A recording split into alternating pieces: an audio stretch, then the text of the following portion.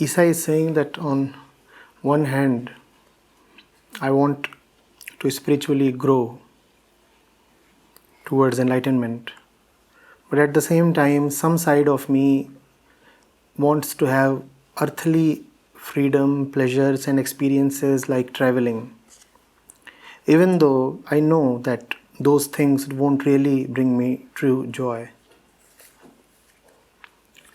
He said there is no dissonance between spiritual joy and earthly living. The one who is not spiritually developed may travel to all corners of the earth but would still remain joyless. So, what is the point in traveling? There is the wandering monk. Look at his joy. There is the fakir who travels from place to place, village to village, sometimes from country to country.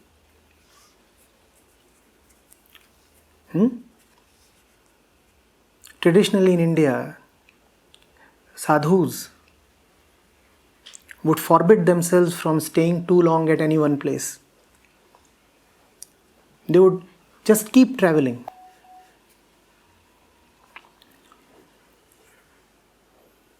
Buddha and Mahavir, the great ascetics, they traveled all their life. When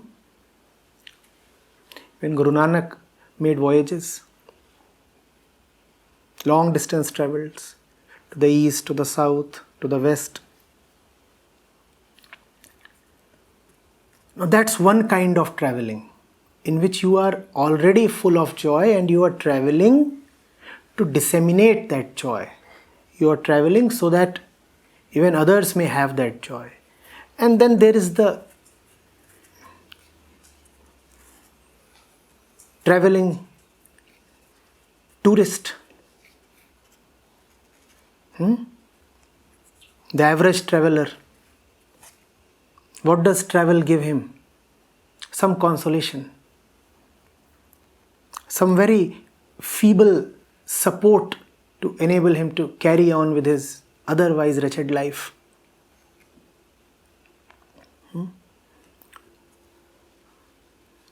Once a year, twice a year, he saves money to travel. And not much good comes out of that travel. Because he is not internally complete. Even the earth discloses its real treasures only to the spiritually accomplished ones. To the spiritually accomplished one, the earthly living itself is heavenly. And that would also tell you what is hell. The one who is not spiritually accomplished, to him, the earth itself is hell. So it is not as if there are two different worlds offering two different kinds of joys. That is the mental model you are coming from.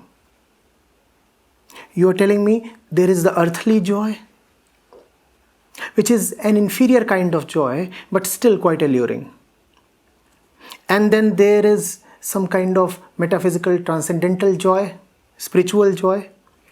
And the spiritual joy is quite attractive, but it seems to come at the cost of earthly joy. No, wrong. That's where you are mistaken. The spiritual joy does not come at the cost of earthly joy. In fact, there is nothing called spiritual joy. All joy is earthly because all joy is to the one who is a product of the earth. No man, no joy. If there is no Isa, who is there to be joyful? And Isa, who is she? Someone who has arisen from the earth. Who are you? You are the soil, you are the water, you are the sunlight, you are the air.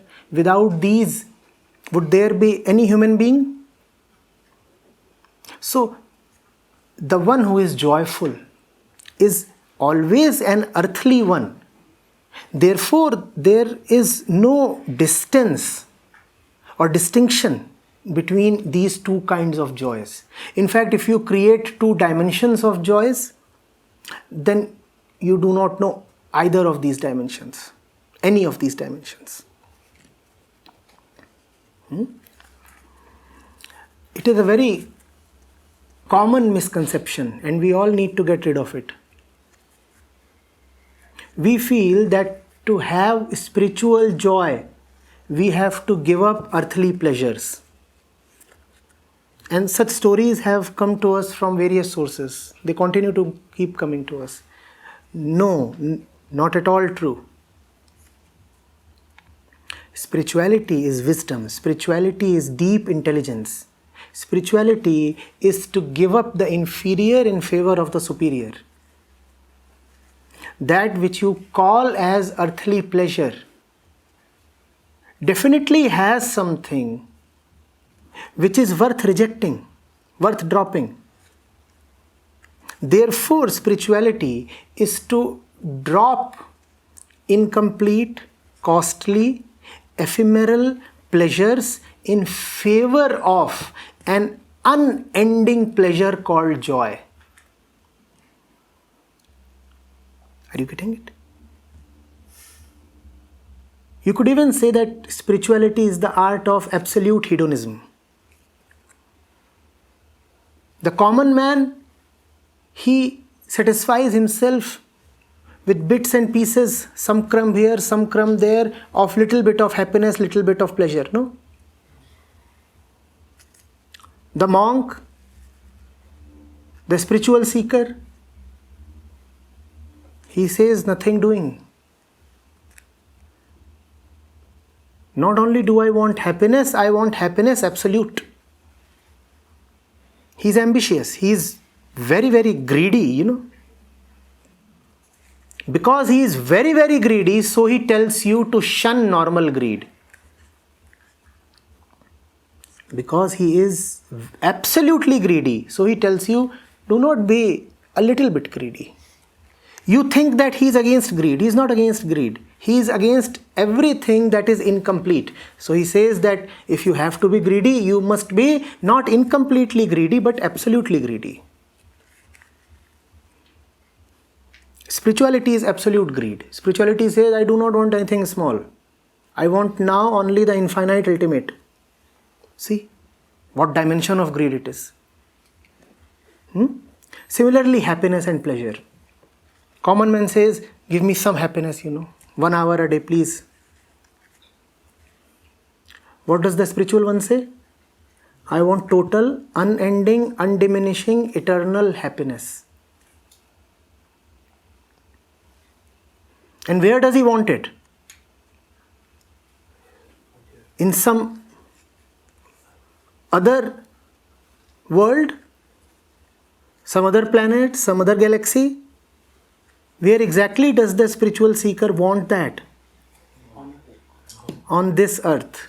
When does he want it? After 700 years, after death, in 7th life, in the 18th life. When exactly does he want it? Now. After 50 years, when he turns 75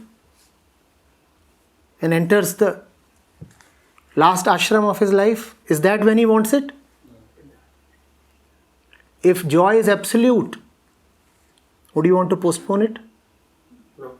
It would be so very alluring that you won't be able to postpone it.